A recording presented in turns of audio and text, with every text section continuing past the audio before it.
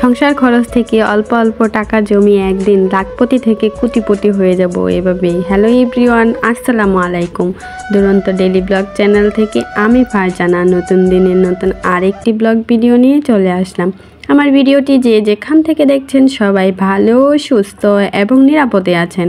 আলহামদুলিল্লাহ, আপনাদের দোয়াতে আমরাও বেশ ভালোই আছি। এই তো প্রতিদিনের মতো নিত্যদিনের কাজকর্ম দিয়ে ভিডিওটা শুরু করেছি। এই তো সকালবেলা উঠে সকালবেলা নাস্তাটা বানিয়ে নিয়েছি। রুটিগুলো ফ্রোজিং করে রেখেছিলাম, সেজন্য আর নাস্তা বানাতে তেমন একটা ঝামেলা হয়নি। রুটিগুলো নামিয়ে আমি ছেঁকে নেব। অনেকেই বলে রুটি ফ্রোজিং করা থাকলে নাকি নিচ দিয়ে রুটিগুলো রেগে যায়। এভাবে একটা ননস্টিকের তাওয়ার মাঝে রুটিগুলো ভাজলে কখনোই কিন্তু তাওয়াতে লেগে যাবে না, খুব সুন্দরভাবেই কিন্তু রুটিগুলো ভেজে নেওয়া যায়। এই তো এখানে আমি আগে তাওয়াটাকে সুন্দরভাবে গরম করে তারপর রুটিটাকে দিয়ে দিয়েছি। এভাবে করে আমি রুটিটাকে ভেজে নেব। আর সকালবেলার নাস্তা যদি রেডি থাকে, ঘুম থেকে উঠে কিন্তু অনেক বেশি ভালো লাগে। আমি কিন্তু রুটি অনেক সময় ফ্রোজিং করে রাখি, যখন রুটি খেতে ইচ্ছে করে তখন ছ্যাঁকা দিয়ে খেয়ে নেই। আর অনেক সময় কিন্তু রুটিটা খাওয়া হয় না, চা বিস্কিট এসব দিয়েই কিন্তু সকালের নাস্তাটা শেষ করে নিই। সেজন্য আর বেশি করে কিন্তু আমি রুটি ফ্রোজিং করি না, অল্প করেই কিন্তু ফ্রোজিং করে থাকি। যতটুকু প্রয়োজন ততটুকুই আর কি রুটি বানিয়ে ফ্রোজিং করে রাখি। এই তো গরম গরম রুটি ছেঁকে তার সাথে ডিম ফুস করে নেব তাহসানের জন্য। আর আমি তরকারি দিয়ে খেয়ে নেব। গতকালকে তরকারি রান্না করেছিলাম, সেটাই রয়ে গেছে, তাই ভাবলাম তরকারি দিয়ে রুটি খেতে কিন্তু ভালোই লাগে। আর শীতের সবজির তরকারি একদম অন্যরকম একটা টেস্ট থাকে। এটা ছিল হাঁসের ডিম, আর হাঁসের ডিম কিন্তু এখন আমার ছেলেকে খাওয়াচ্ছি। এখন তো সে মাশাআল্লাহ অনেক বড় হয়ে গেছে, সেজন্য মুরগির ডিমের পাশাপাশি তাকে হাঁসের ডিমটাও একটু আধটু দিয়ে থাকি। এই তো তার জন্য ডিম আর রুটি একসাথেই আমি বেজে নিয়েছি। অনেক আপুরাই আমাকে বলে যে আপনি এত কম টাকা দিয়ে কি করে সংসার চালান আর এত টাকা সঞ্চয় করেন, আপনি তো অনেক বুদ্ধিমতী। তাদের জন্যই আজকে আমার এই ভিডিওটা। সংসার খরচ থেকে যদি অল্প অল্প টাকা না জমিয়ে রাখি তাহলে কিভাবে হবে বলো আপুরা?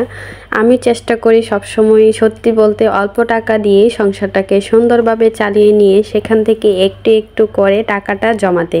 আর যে টাকাটা সংসার খরচ থেকে আমি জমিয়ে থাকি সেটা কিন্তু আমার নিজের একান্ত কাজেই লাগিয়ে থাকি।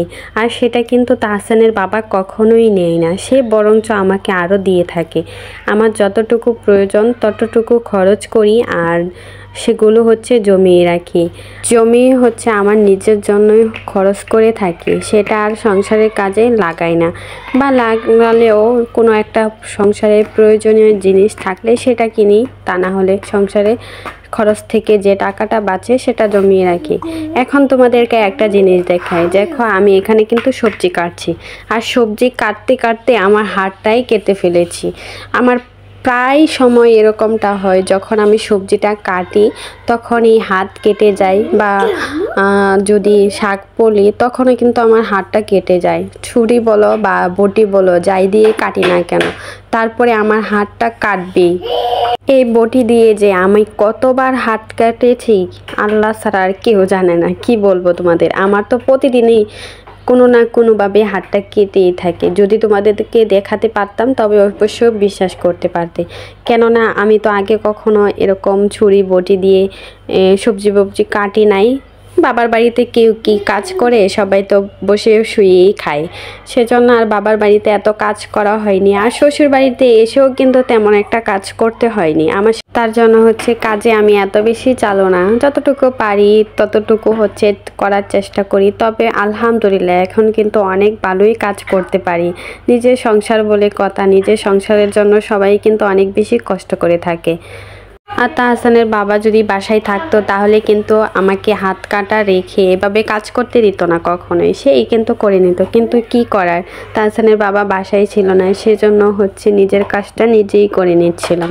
গৃহিণীরা যদি সংসার খরচ থেকে একটু একটু করে টাকাটা জমিয়ে রাখে তাহলে কিন্তু সে তাদেরই কিন্তু উপকারে আসে। কেননা সংসার খরচ থেকে যে টাকাটা জমানো হয় সেটা কিন্তু আর হাজব্যান্ডে নেয় না, সেটা কিন্তু একান্ত নিজের কাজেই ব্যবহার করা যায়। সেজন্য আমি চেষ্টা করি সব সময় সংসার খরচ থেকে একটু একটু করে টাকাটা জমিয়ে রাখতে। এভাবে করে একদিন কোটিপতি হয়ে যাব, তোমাদের মাঝে দেখতে পারবে। একটু মজা করলাম, সবাই কিছু মনে করো না। আমার প্রাণপ্রিয় আপু ভাইয়ারা, জানি না আমার ভিডিওটা এখন পর্যন্ত কে কি দেখছো, কিন্তু একটা লাইক দিতে ভুলে গেছো। প্লিজ একটা লাইক দিয়ে আমার ভিডিওটি সম্পূর্ণ দেখে নিও। আর যারা আমার চ্যানেলটাকে নতুন ভিজিট করেছো তোমরা চাইলে চ্যানেলটাকে সাবস্ক্রাইব করে পাশে থাকার অনুরোধ রইল। আর এখানে হচ্ছে আমার ছেলের জন্য নুডলস বানিয়ে নিয়েছি। দুপুরবেলা সে কিছুই খায়নি, সেজন্য ভাবলাম অল্প একটু নুডলস রান্না করে দিই, যদি খাই। সেজন্য হচ্ছে এখানে নুডলসটা রান্না করছিলাম। মাশাল্লাহ, আমার ছেলে কিন্তু নুডলসটা অনেক বেশি পছন্দ করে থাকে। আমি সব আপুদের উদ্দেশ্যে একটা কথা বলতে চাই, তোমরা ভিডিওর নিচে এসে বলো যে আপু পাশে আছি, পাশে থেকো, এসব কমেন্ট করো না প্লিজ, তাহলে ভিডিওর রেঞ্জটা কমে যায়। আর এভাবে কমেন্ট করলে কিন্তু তোমাদের পরিবারে আর যেতে পারি না, সেজন্য আর যাওয়া হয় না।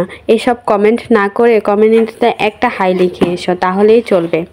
এই তো এখানে হচ্ছে আমি নুডলসটা রান্না করে নিয়েছি, আর গরম গরম ওকে হচ্ছে দিয়ে দেব। তারপর হচ্ছে আমার একটু চা খেতে ইচ্ছে করলো, তার জন্য চার পানিটা এখানে বসিয়ে দিয়েছি, চা করে নেব।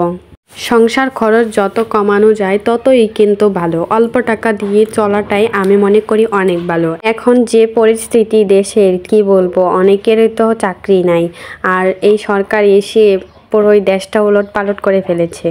কি আর বলবো, সবজির এত দাম, এখন শীতকাল তারপরেও কিন্তু সবজির দামটা একেবারে কমেনি। যে কোনো জিনিসেরই কিন্তু দামটা নিত্য নতুনভাবে বাড়তে থাকে, কিন্তু মানুষের বেতন তো আর বাড়ে না যারা চাকরিজীবী তাদের। আর যারা ব্যবসা করে তাদের জন্য তো একটু সুবিধাই, তারা নিত্য নতুন দাম বাড়াতে থাকে। সেজন্য এই সংসার খরচ যত কমের মাঝে চলা যায় ততই কিন্তু ভালো। এতে করে ভবিষ্যতের জন্য কিছু টাকা করেও সঞ্চয় করে রাখা যায়।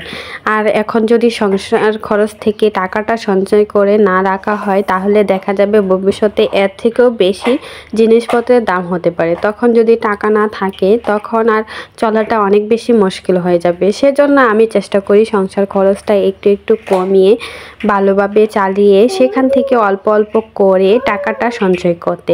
এতে করে আমার সংসারের প্রয়োজনীয় জিনিস কেনাকাটা করতে পারি বা সংসারের প্রয়োজনে টাকাটা খরচ করতে পারি। চাইলে কিন্তু অল্প টাকা দিয়েও সংসার চালানো যায়, আবার চাইলে কিন্তু বেশি টাকা দিয়েও সংসার চালানো যায়। সেটা নির্ভর করে শুধুমাত্র একটা গৃহিণীর ওপর, সে কীভাবে সংসারটাকে চালাবে, কত টাকা সঞ্চয় করবে, সেটা শুধুই নির্ভর করে গৃহিণীর ওপর। আর গৃহিণী যেভাবে সংসারটাকে চালিয়ে নেবে সেভাবেই কিন্তু খুব ভালোভাবেই চলে যাবে। এই তো আজকের ভিডিওটা আমার এই পর্যন্তই ছিল। সবাই ভালো থেকো, সুস্থ থেকো, আল্লাহ হাফেজ।